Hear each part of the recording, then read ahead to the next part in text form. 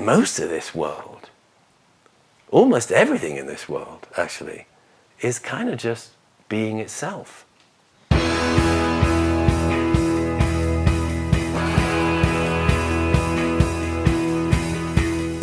Welcome to The One You Feed. Throughout time, great thinkers have recognized the importance of the thoughts we have. Quotes like garbage in, garbage out, or you are what you think ring true. And yet, for many of us, our thoughts don't strengthen or empower us. We tend toward negativity, self-pity, jealousy, or fear. We see what we don't have instead of what we do. We think things that hold us back and dampen our spirit. But it's not just about thinking. Our actions matter. It takes conscious, consistent, and creative effort to make a life worth living. This podcast is about how other people keep themselves moving in the right direction, how they feed their good wolf. Thanks for joining us. Listeners will notice that this is a very special episode recorded live in Santa Fe. It's a discussion with Eric talking to Henry Shukman, a poet, author, and Zen master in the Sanbo Zen lineage. He is co-founder of the single-path meditation app, The Way, the founder of Original Love meditation program, and spiritual director emeritus at the Mountain Cloud Zen Center. Henry's most recent books are Original Love, The Four Inns on the Path of Awakening, and the Zen memoir, One Blade of Grass. He has taught at Google and Harvard Business School, the Institute of American Indian Arts, and Oxford Brookes University, and is the author of several award-winning books of poetry and fiction. Henry's poems have appeared in The New Yorker, Sunday Times, and Financial Times. He has an MA from Cambridge and an MLit from St. Andrews. Hello. Hi. Welcome, everybody. Thank you so much for coming here. Great to see you all. I'm Henry Shukman, and I'm absolutely delighted, really, that this event is happening and that Mountain Cloud has made it possible. And the incredible team here, Grant and Kieran and Jeremy and Sarah and many others have brought this together. And also my friend and colleague in the, what would we call it, the healing arts, Eric Zimmer, who's come from Columbus, Ohio, to do this with us. Thank you, Eric.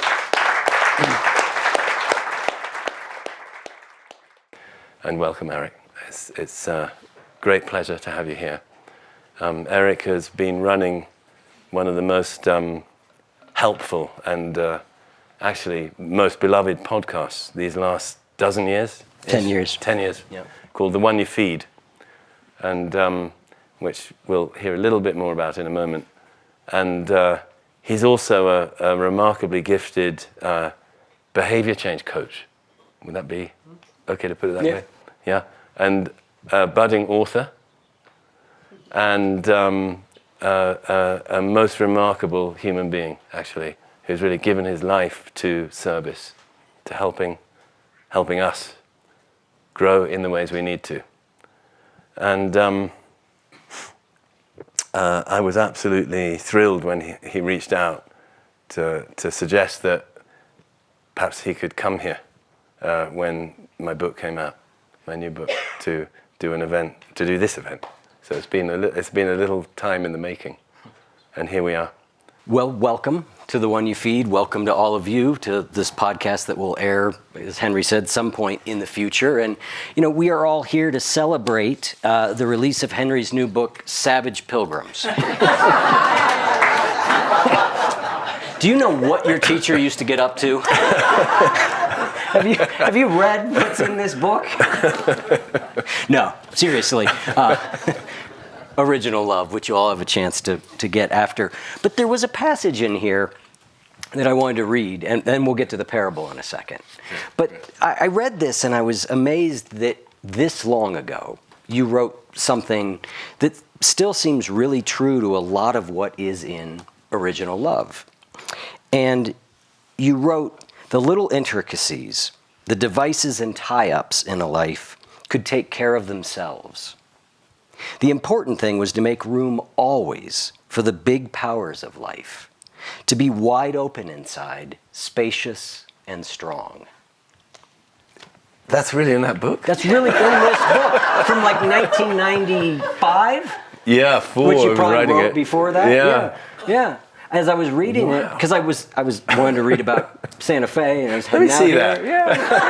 I don't believe it. It's true. It's here? It's down there at the bottom. I didn't make that up. My God, my whole idea of my path in life It's just been shattered. Yeah. You were already awakened then. Why did you do all this sitting? There was no need. Oh my gosh. All right. So our podcast, as listeners will know, is called The One You Feed, and it's based on an old parable.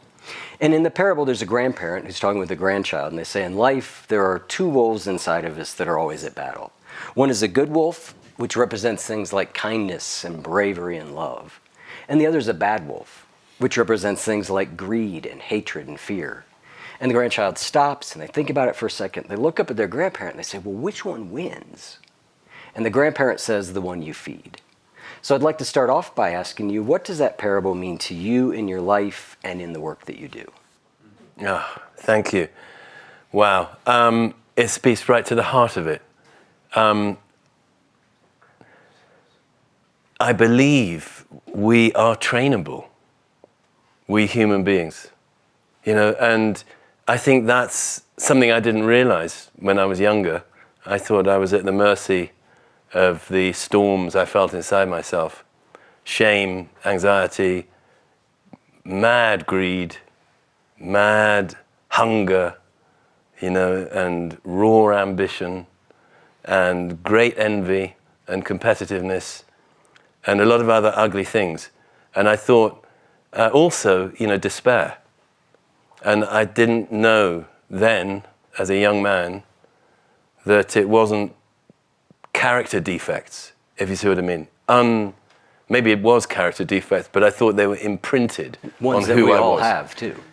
Well, I didn't really believe that. Mm-hmm. I thought all those other people out there, they don't get messed up like this. That's part of why I'm so despicable, And I gradually learned that I could nearly always, in collaboration of some kind with others, one other or a group of others or many others, I could actually change.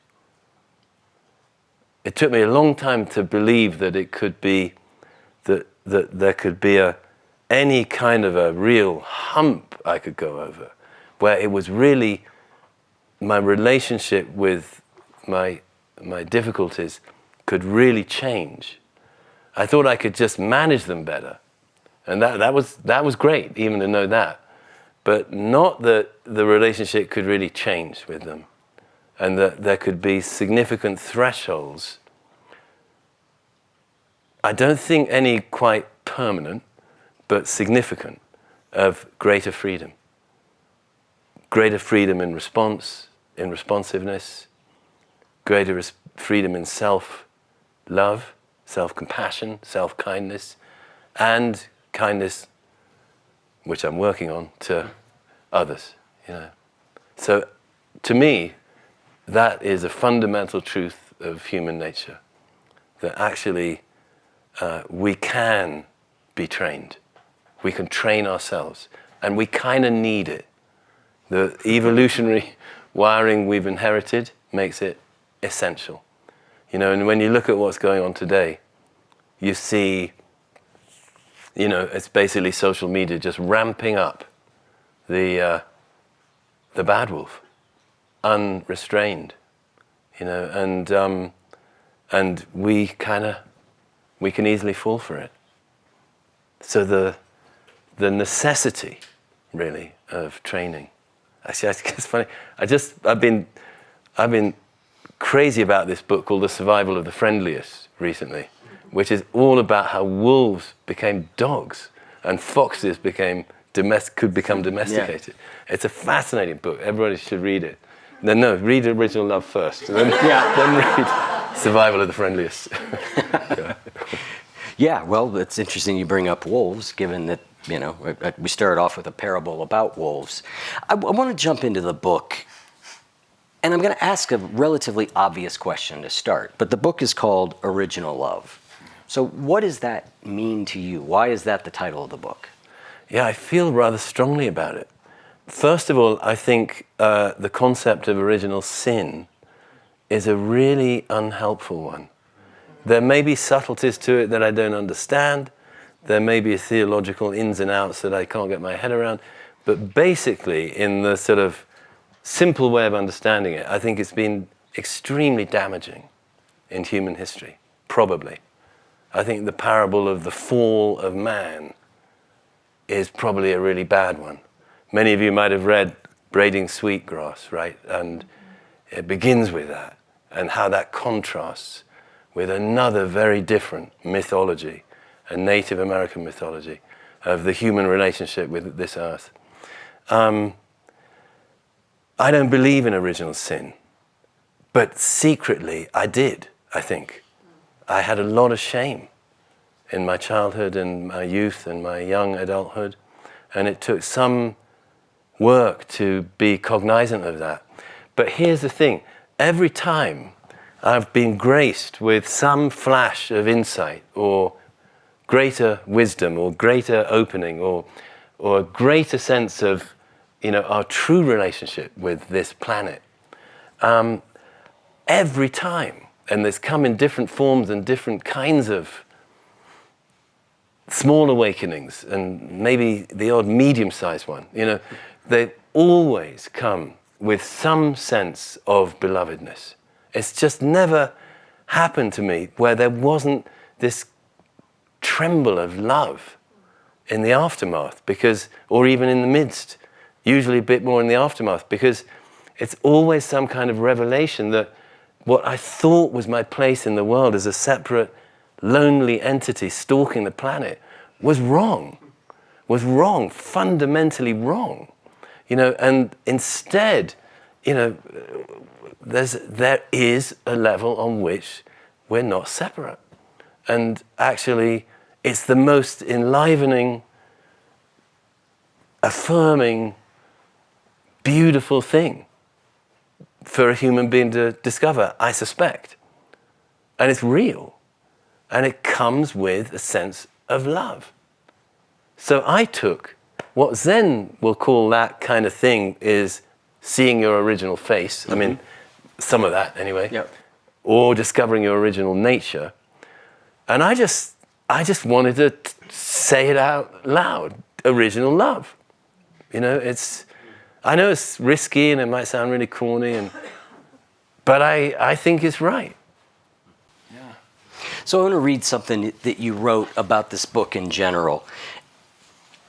You say that one of the things you want to get across in this book is that we don't need blinding revelations or massive enlightenment experiences, though they may come, to encounter an unconditional love waiting to be touched in the heart of even ordinary moments. And I think a lot of what you're trying to do in this book is you're trying to take the sometimes Zen called, the express train, right, to enlightenment, right? And then there's other paths that are a little bit considered more progressive paths. And you're trying to present those two as equally important and really going alongside each other. And to that end, there's an analogy that you use about two ruts. Do you want to share that with us? Yeah, I'd love to. So there's, in early Chinese Zen from the 6th century CE, there's a short fragment of a tract that likens the path of practice, that's to say meditation practice, to a cart track that has two wheel ruts. You've seen, grassy tracks with two dusty or muddy dirt tracks imprinted in the grass, that kind of image. And it says one track is called the 4 foundations of mindfulness, which basically is a progressive path, just as you said, of gradually growing in mindfulness, becoming more aware, more able to be responsive, and the things I've already talked about, actually, kindness and a bit more joy, and being able to handle difficult feelings and difficult problems in life better. That's one path, one rut. And the other wheel rut, it calls principle, which is a bit of a technical term in Chinese Buddhism. We might think of it as just reality, or we could think of it as that original nature, where nothing is separate, where sometimes it shows itself as a great boundless spaciousness. Sometimes it shows itself as a single fabric that all things participate in. Sometimes it shows itself as just clearly, there was never anybody here. Here where I think I am, there's never been anybody here. And therefore, what I really am is just this flux and flow of everything doing what it does. So that's the second wheel rut. Now, the second wheel rut is always here. It actually isn't a progressive path. It's just a fact. But we're human beings, so we need, we can glimpse that. Sometimes we can really have things knocked away so we sense it quite consistently, but we're still human beings. We still need tending. We still need gradual cultivation. We still need a chance to, at the very least, grow in ways that make us more permeable to that original nature. So I think, for me, it's a perfect metaphor, because I don't want a practice that says, you got to realize you were never here or you're going to be miserable, which is really the sort of non-dual. There are non-dual paths that are kind of like that. You just got to see that you don't really exist the way you think you do, and all your problems are solved. It's kind of true in a way, but for the vast majority of human beings, I actually want to be able to tend this human being. I don't want to say, you're wrong, you're just wrong. No, you're suffering. You need care. And so are many others. And so I believe in a two-rut path. I know it doesn't sound very mellifluous, the two-rut track. But it's true. It's actually, I believe in it, yeah. almost 30 years ago now, I got sober, as you know, from a heroin addiction. And there's a line in 12-step programs that I heard then and has been like central to everything I've thought about all these years. And it's an idea of being relieved of the bondage of self. And as I was thinking about the two paths, I was thinking a little bit about the one rut, the progressive, the mindfulness, the support. We'll talk about what goes in that rut here in a minute in the book. That is a way of, over time, lessening that bondage of self, yes. That dependence, right? More and more freedom. Yes. And the other rut is sort of the one where it just vanishes. You realize you were never in bondage, you were never in prison, right? It just didn't exist, right? And I think what hit me about the book and that I really liked is that you can get into a sense, whereas if I've not had these blinding enlightenment experiences, then I'm doing all of this wrong and I'm failing. And it's a pretty hard grading curve. Yeah. It's either 100 or 0, right? And that's not a good way for people to progress and change. We don't tend to do that well in life, right? There's a reason that consistent progress motivates us and moves us forward. So would you say that a way of thinking of that is that as we go along the first rut that we're talking about, we are getting freedom from that self. We are less in bondage to it. I totally believe that. It's like, I'd say almost like the first thing is really, I don't want to speak for everybody, but I think a lot of people that I've seen as a teacher, and I include myself, we need more self-love. And that's a starting point. So if you're starting with this, because I don't have self-love, because I secretly despise myself, I'll get on board this train that says, well, you're going to realize you never had a self. That can be quite attractive. Sure, yeah. Let's get rid of this thing. Yeah. Let's get it out of here. Yeah. And, actually, I don't think that's either humane or quite a good way of meeting our real needs. Because actually, it's a funny thing talking about free from the bondage of self. I would say if we just go to the place of self-love, we are significantly freed from the bondage of self. because the relationship's changed. We can, if we can find, this is a lot of what I talk about, if I may just morph into it a bit, in mindfulness, is the vision of it, or the way of experiencing it and trying to share it that I have and that I share in the book, is actually, it's basically like a space of allowing. It's like, not like I got to whip up myself to be more aware, I got to beat myself into mindfulness, I got to do my reps every day, I got to try to follow my breath, and my damn mind slides off the breath all the time, and it's actually the path of allowing, spaciousness and allowing is so much more humane, and if we find the space to allow our experience, we are, I would say, significantly, that bondage slackens, or maybe it unties itself, and so it's not actually that you got to have a blinding revelation that you've never really been here, which I think is a real thing to discover, but you don't have to, you may never be interested in that. I know a lot of wise people who have never been curious about awakening, right? Which is what that would be, that revelatory experience. And they apparently have succeeded in being wise and kind and quite cheerful without it. So it's us morose types that are aiming for it. Exactly. So let's get into the book. The book is about 4 inns, as in places that you would stay on the path to awakening. We've sort of talked about awakening as that other rut, so we'll set it aside for a second. What are the 3 inns that are in that first rut? Yeah, okay, so the first one is mindfulness. It's the foundation of everything, really, and it's not to be sort of skipped over, because there's so much that it gives us. If we just kind of really get what mindful awareness is for us, even a little bit, it'll change our lives. It's such a, what do they call it? A superpower. Isn't that what they say? To be able to take that little step back, just a micro shift back, find a bit of space that is aware and that does that thing I was talking about, allowing, that lets this moment be as it is. And it brings on, I think we know when we're getting it. Let me speak for myself. I know when I'm getting it, because I always seem to feel something.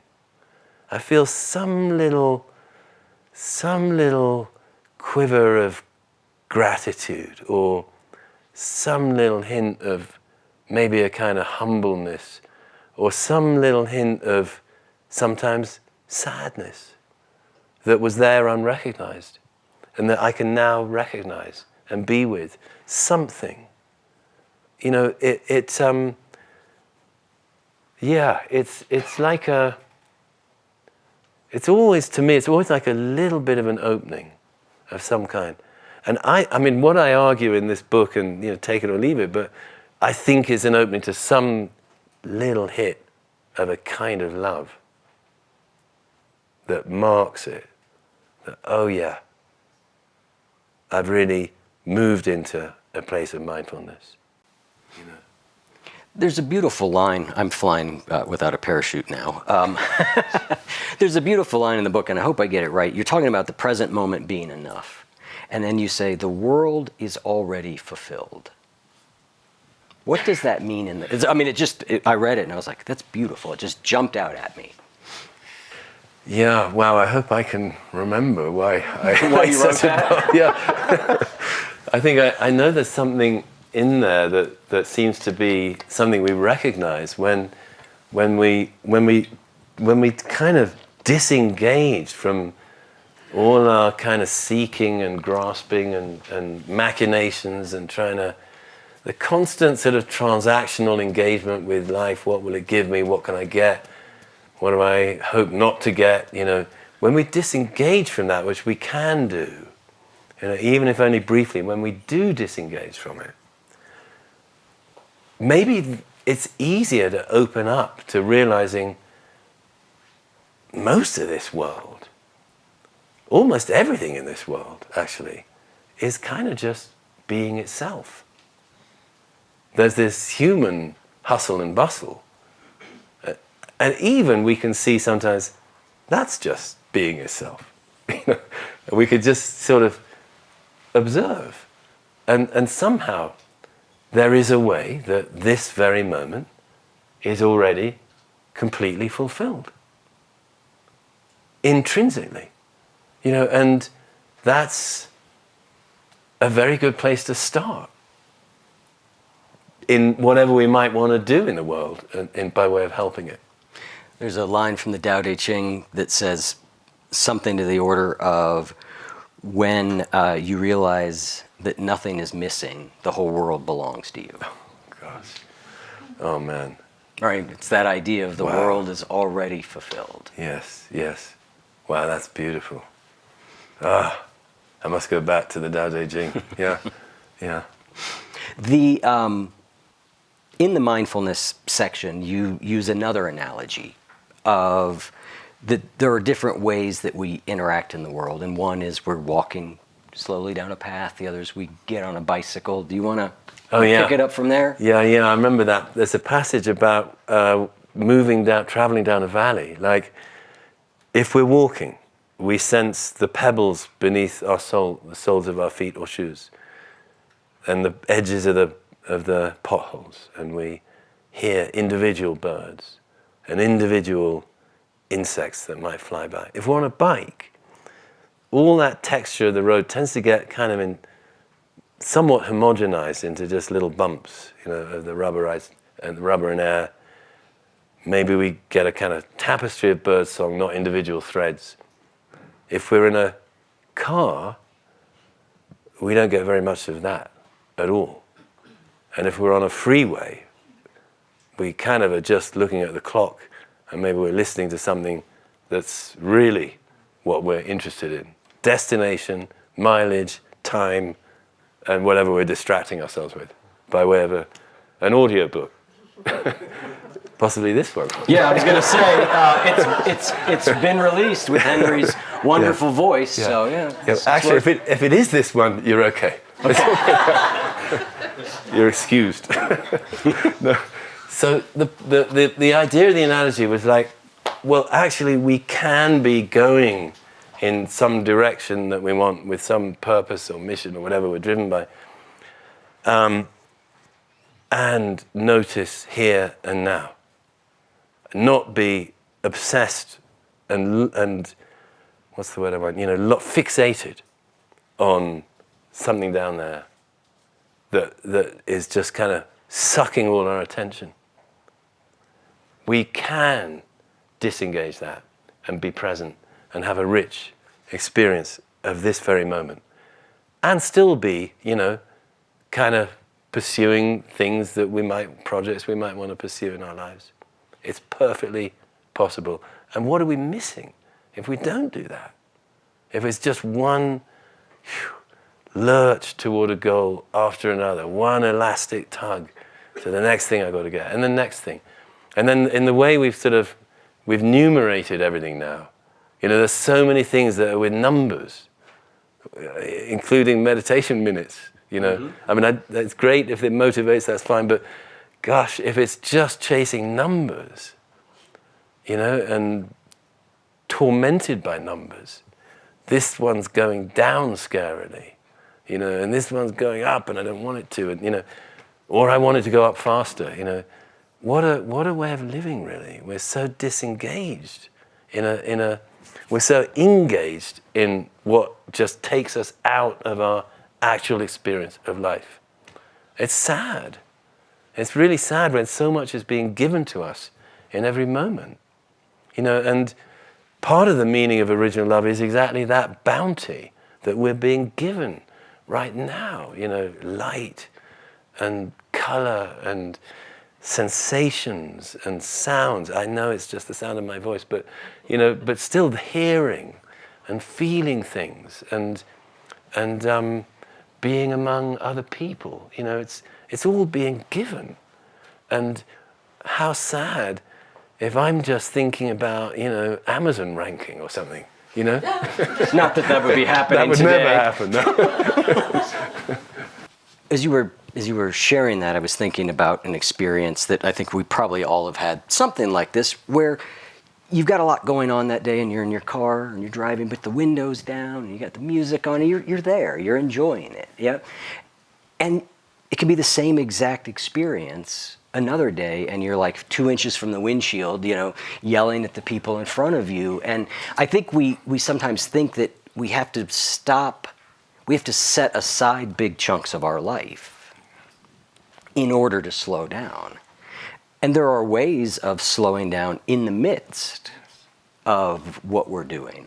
How do you think about doing that in a busy life? If somebody's job, kids, right? Lots going on. Not going to set any of that aside, but wants to taste this more. How do we start to interrupt that pattern of being lost as we go about our day? It's one thing to interrupt it when we're meditating. Yeah. It's another, which is hard enough. But it's another thing to interrupt it when we're in the flow of life, in the marketplace, as they would say in old Zen writings. Yes, that's absolutely right. I mean, I do think of my master, Yamada Roshi, who is a very busy businessman, running a company with 3,000 employees in Japan. And he sits every morning and every evening, and he also guides about 100 Zen teachers around the world in their practice. And yet, he's able to be running a company with a very busy life. And he's got to the point in his practice where he can actually say, there's no way I could separate my Zen life from my business life. It's just one whole. And the anchoring I do every morning is enough to sustain me through all of that with the kind of clarity that I'd like to have. I wish I could say something like that. I don't run a big company at all, but I still get lost and caught up in stuff and forget and have to bring myself back. And I think I would say the key is it's really important to have the daily formal sit. And then there are little tactics and things we can do to help bring us back through the course of the day. You know what, Eric, I've got a bit that I might read, which is on exactly this topic. Perfect. Eric had asked me earlier if I might want to read a little bit. Yeah. And there was a bit that came to me to read. So it's not long, so I might still put you to sleep. But anyway. But it's on this subject. It's called A Crowded Airport, this little section. I used to be sent on many writing assignments in remote and less developed areas of Latin America. Often I flew through Miami. And I remember one particular time arriving back in the airport at what must have been an unfortunate confluence of circumstances. Perhaps several jumbo jets had arrived around the same time, or there was an unforeseen shortage of staff. Whatever it was, the place was jammed. Hundreds upon hundreds of people were filing in toward the immigration hall. Even the corridor leading into it was maybe 12 wide with people and hardly moving at all. At first, I had a customary reaction. Oh boy, this is going to take forever. Standing upright, packed among so many people, all of us trying to get into the hall where our queuing and waiting would really begin. This is awful, I started to think. It could easily have turned into something excruciating, but luckily, I had my practice. I took an inner step back. I became a mute observer. It all flipped. Instead of being a frustration, it became a wonder, a gift, a truly precious opportunity to be among so many exquisite beings. It was a rare privilege, of course it was, to be pressed among this gathering of wonderful creatures, human beings, who all had plans and things they loved and loved ones in their lives, and who all had consciousness and knew they were alive and knew how to love. Suddenly, I felt blessed to be among these upright, balanced, and exceptional creatures, just to feel their physical warmth, their intentionality, their innate kindness. It was a wondrous thing to be among that throng. As I shuffled along in my place in the line, slowly creeping toward the immigration counters, I almost didn't want it to ever end.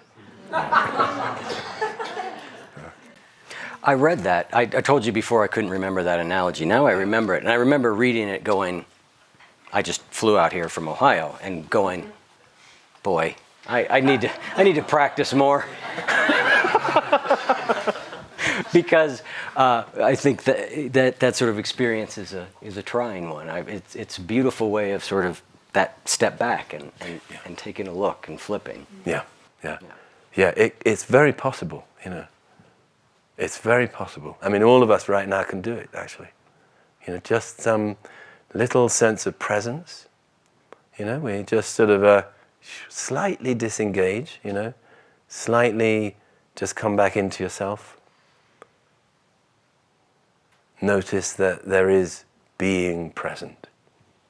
Boom, done. You know? On a good day. On a good day, yeah.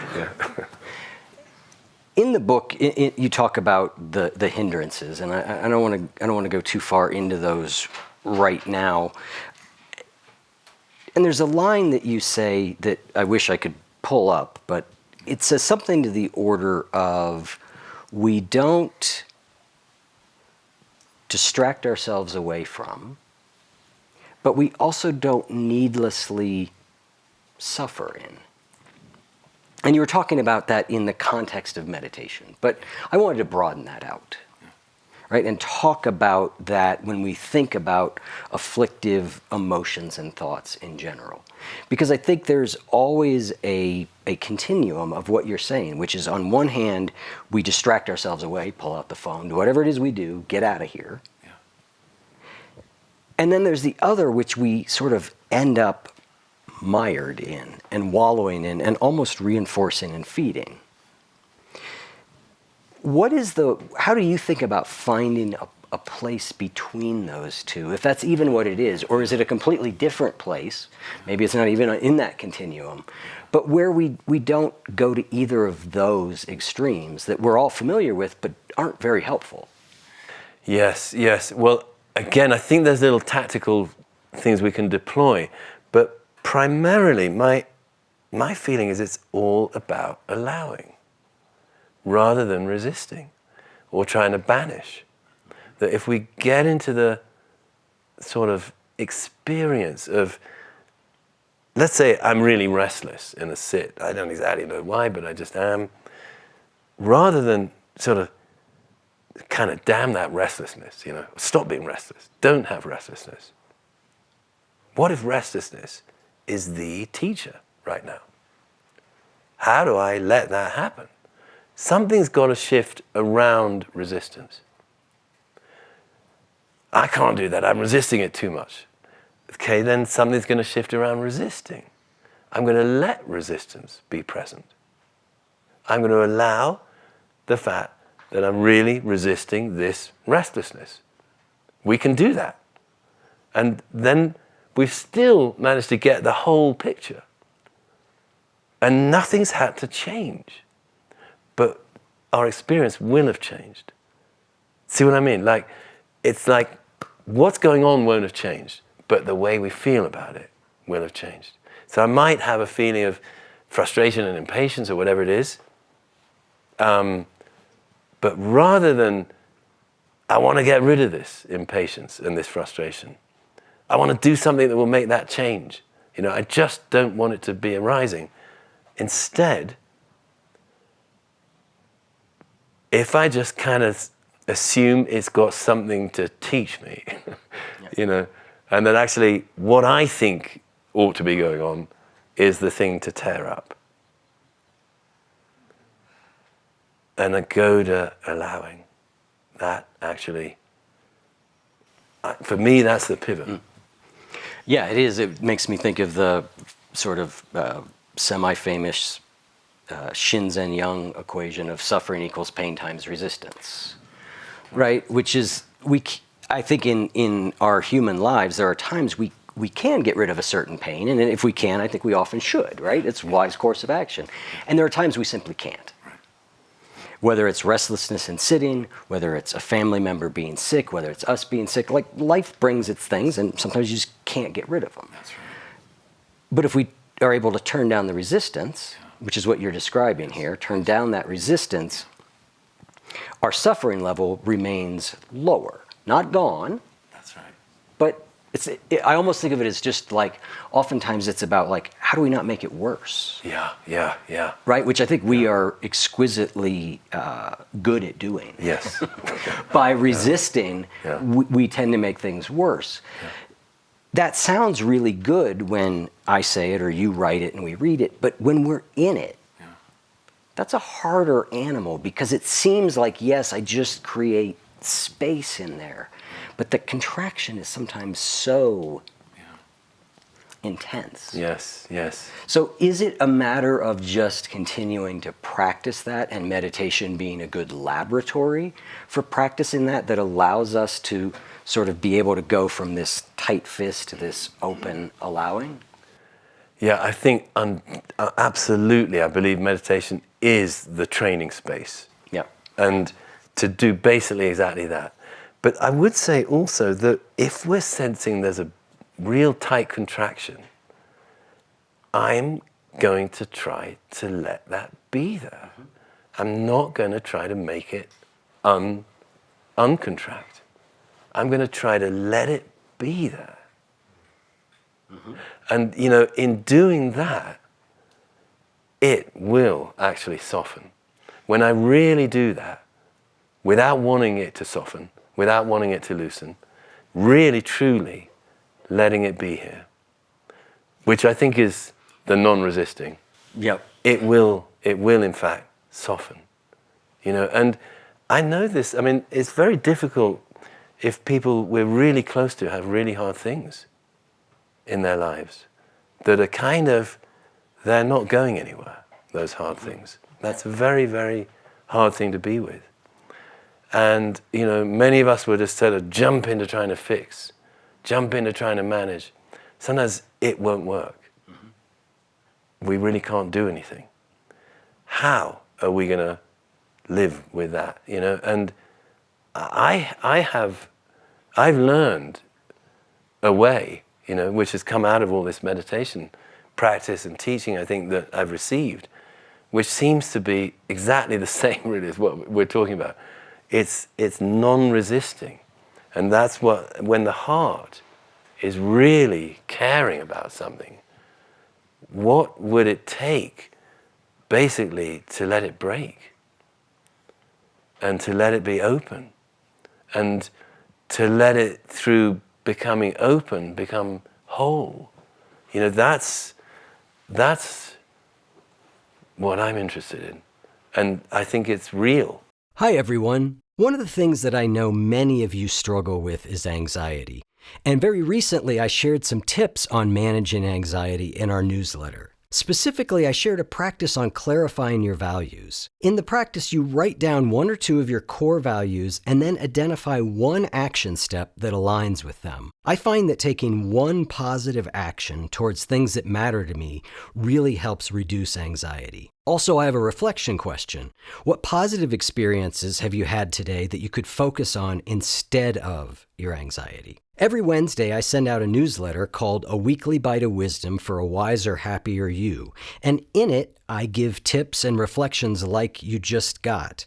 And it's an opportunity for you to pause, reflect, and practice. It's a way to stay focused on what's important and meaningful to you. Each month, we focus on a theme. This month's theme is anxiety, and next month we'll be focusing on acceptance. To sign up for these bits of weekly wisdom, go to goodwolf.me/newsletter. So let's move on from the first in of mindfulness, which we could spend the rest of this conversation on. The second in is support. Yeah. Talk to us about support.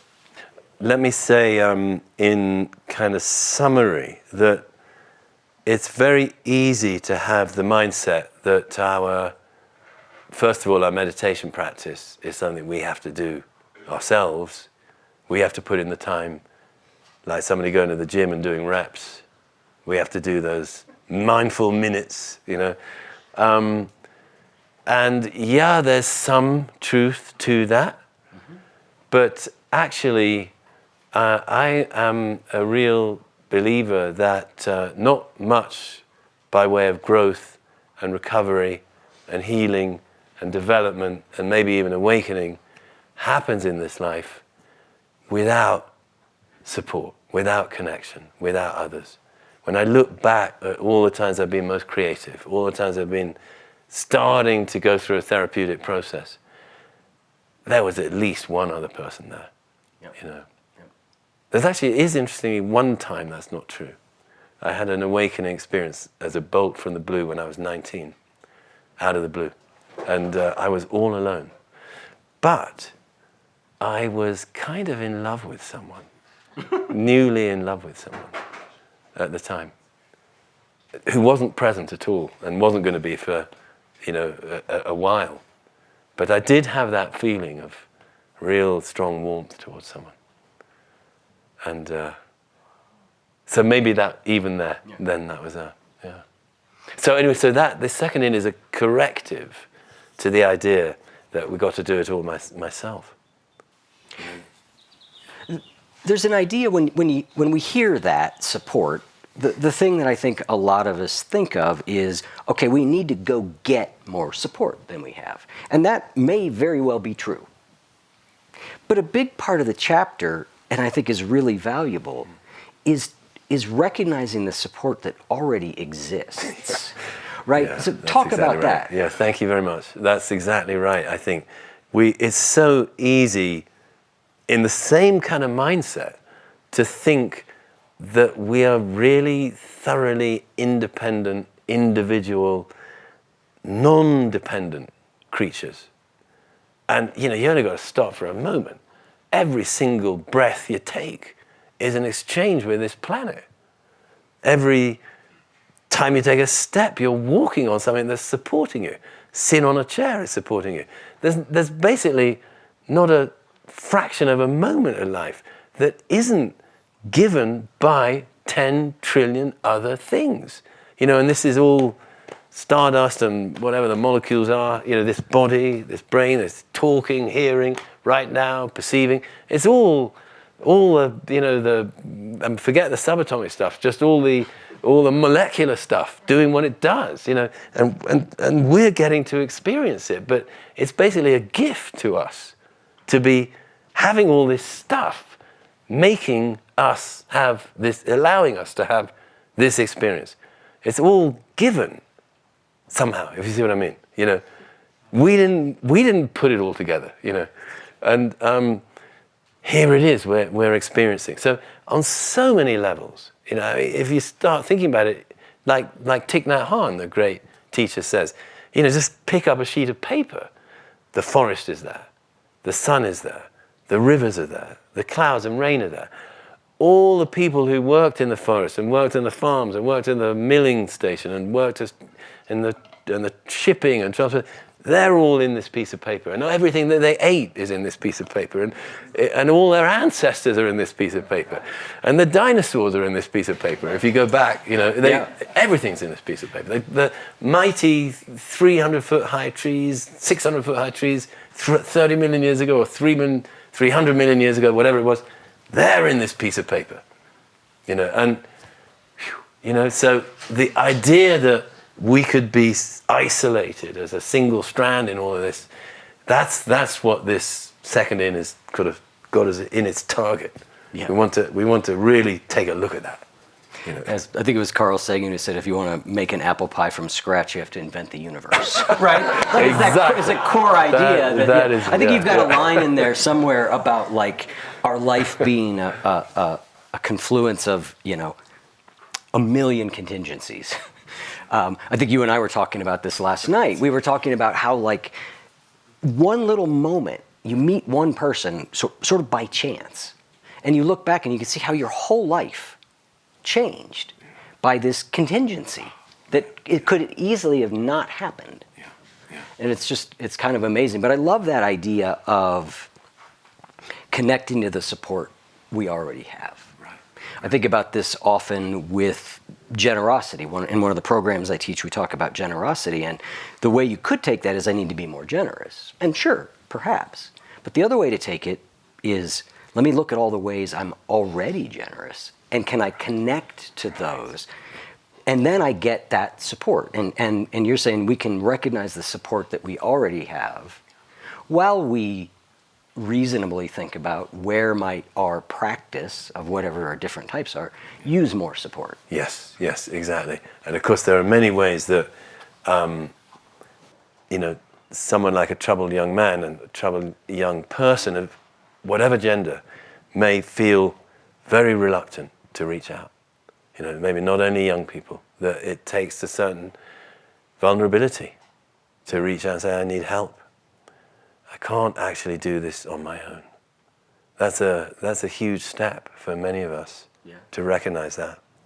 And I think that's part of this path of practice in many ways, Yeah, it was a gift to be a homeless heroin addict at 24 because I really didn't have much choice but to ask for help. I mean, it wasn't like I debated it. It's good. It just was sort of like, okay, that or die. But that was a gift to learn that so early. Yes. For me, it felt like.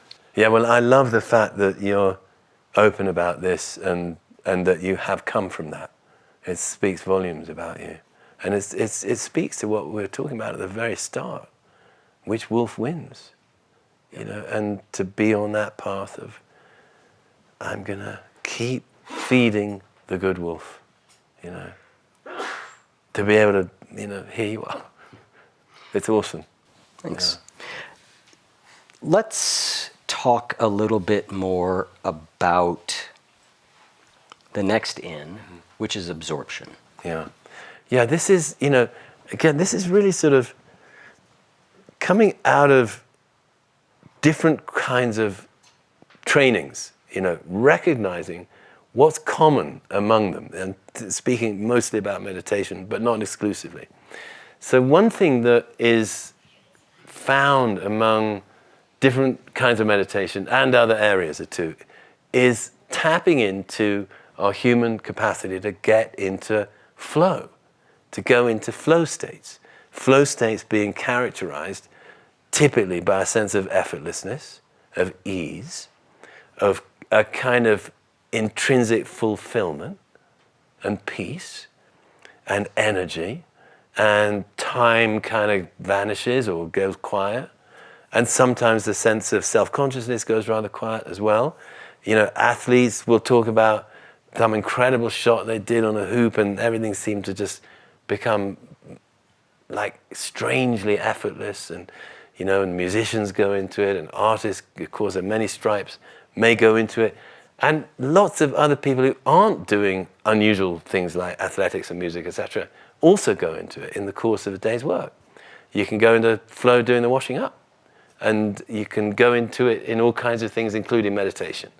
And one of the things that the meditation traditions like to call out is they call it samadhi, or which is kind of absorption or flow, different names, but it's a state of finding an intrinsic, extraordinary peace, quiet, calm, energy,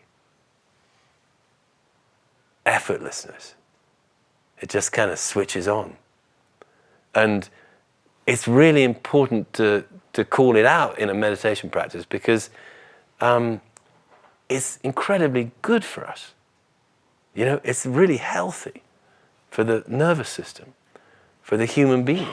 I think there's some research that insofar as when people have a choice, they've gravitated to a profession that's linked to some activity where they would find they could get into flow. And it Csikszentmihalyi was this great researcher on it. I'm impressed you can say that. I've had some practice. Back in the 70s and 80s and 90s and at the University of Chicago. And he said, it makes people happier to be tasting flow. So yeah, I wanted to call that out. And in a way, you know, not overlook it. Not be saying, well, you got to have the blinding revelation that you never hear. No, have that lovely flow, you know. And also, yeah, it's not quite the same as the bottom falling out of the bucket, as Zen calls it, where we do really see the world in a radically different way. But it's damn good. You know? You make the analogy of, as we head into that absorption, that the separations between us and other things and each other begin to get a little more blurry, right? And then there's, you know, maybe if we're fortunate, the bottom falls out, but that this absorption state is giving us this starting to blur. You know, we're not as separate. One of the things I think is interesting, though, is if we look at flow states, they tend to happen in the way that psychologists are describing them, in the midst of an activity that is a certain level of challenging, a certain level of, there's the right amount of challenge and the right amount of interest. Yeah. Meditation is interesting because you're not exactly doing anything, but to hit absorption, there is some way in which you're doing enough that you're moving out of the default mode network. What is that? How do you do that?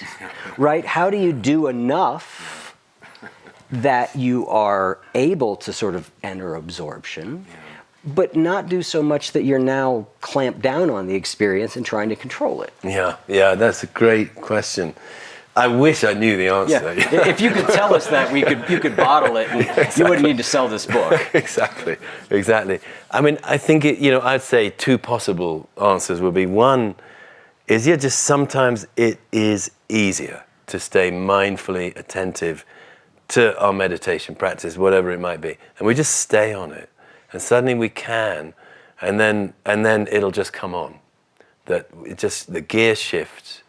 And it takes no effort to stay beautifully present and aware and richly absorbing experience. It just somehow happened. And then commonly we'll say, oh man, this is great. And then it's gone, you know. And then we'll say, hey, I want that back. You know, just what happened 5 minutes ago, I'm going there again. And it won't. It won't. You know, so one factor is not wanting it, you know. Right? I think that truly is. Another thing would be, again, I mean, actually it's related to that very point, is the allowing thing. You can get there more from allowing. Because when you're allowing, the real principle of allowing is allowing anything that arises in our practice. So from that point of view, it can be applied to anything. As we were saying, intense restlessness could even be a trigger of flow if we're really allowing it. Because then it becomes this strange, interesting, tight thing that I can actually be aware of and let it be present. And it suddenly it's beautiful. And suddenly everything's beautiful. And the thing's still there, but it's lost its clenching, you know. So I think it's, I think I'd still put my money mostly on allowing, you know. It's interesting to somebody who spent a lot of time doing these various things and working with people that are doing them, is that there's a state in which we are just allowing because we think if we allow, this thing's going to go away. Yeah, right. Like, I mean, it's just a slightly more sophisticated strategy. Yes. Right? Yeah. So there's a level even that you know, it's this, it almost feels like the Russian nesting dolls of just allow that, don't allow that. Like just continuing to keep doing it. Exactly. We allow the strategic allowing. Exactly. Yeah. Heart of Zen. The heart of Zen, the heart of humans. Because Zen hasn't got a monopoly on awakening. Nothing does. Nobody does. You can't. No institution ever could. No organization ever could. Nothing could possibly ever sort of pin down what it is. Have a fail-safe delivery system. No, it's not possible. It's what it is actually that cart track analogy. I know I've sort of jumped a bit, but that's okay. That cart track analogy isn't really just about practice. It's about life. The one rut is us going through our life, making coffee in the morning, logging on, going to work, doing Zoom meeting, team meeting, whatever, all of that. And meanwhile, there's the other rut, always with us, doing the exact same things actually, but do we recognize it? What is it? What is it? What is this second rut? What is it? Well, you can say things about it, but none of them are really it. You could say, like I did actually, well, it's boundless, it's infinitely spacious. It's actually nothing at all. It's recognized when the self is gone. Yeah, but it's also actually being the self. It's the tree outside. It's all the trees outside. It's none of the trees outside. What is it? Are you going to tell us?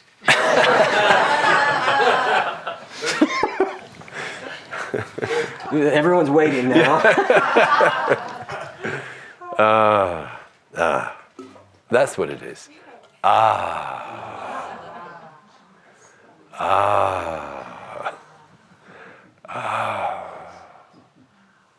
That's it. That's it.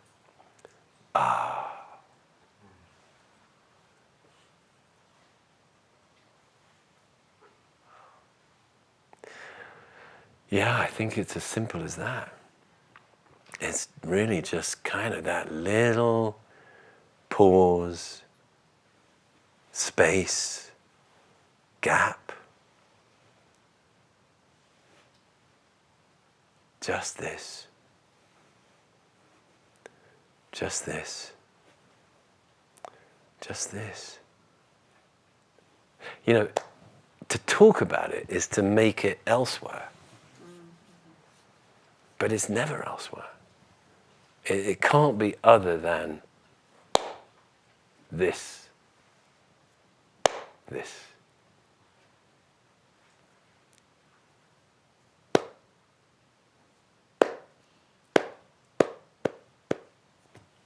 Just this.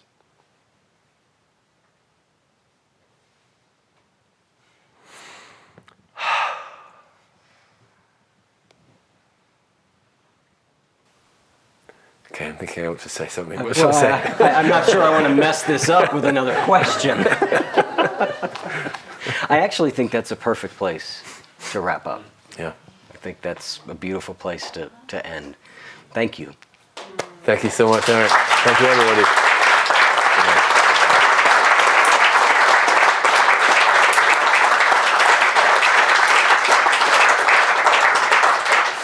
Actually, I just got the right answer. Okay. All right. You've got to read the book to find out. Did your publicist just beam that into your ear? Henry, you forgot something. Yeah.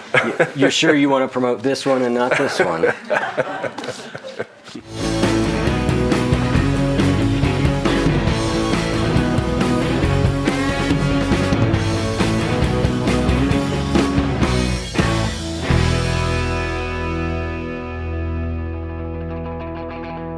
If what you just heard was helpful to you, please consider making a monthly donation to support the One You Feed podcast. When you join our membership community with this monthly pledge, you get lots of exclusive members-only benefits. It's our way of saying thank you for your support. Now, we are so grateful for the members of our community. We wouldn't be able to do what we do without their support, and we don't take a single dollar for granted. To learn more, make a donation at any level, and become a member of the One You Feed community, go to oneyoufeed.net/join. The One You Feed podcast would like to sincerely thank our sponsors for supporting the show.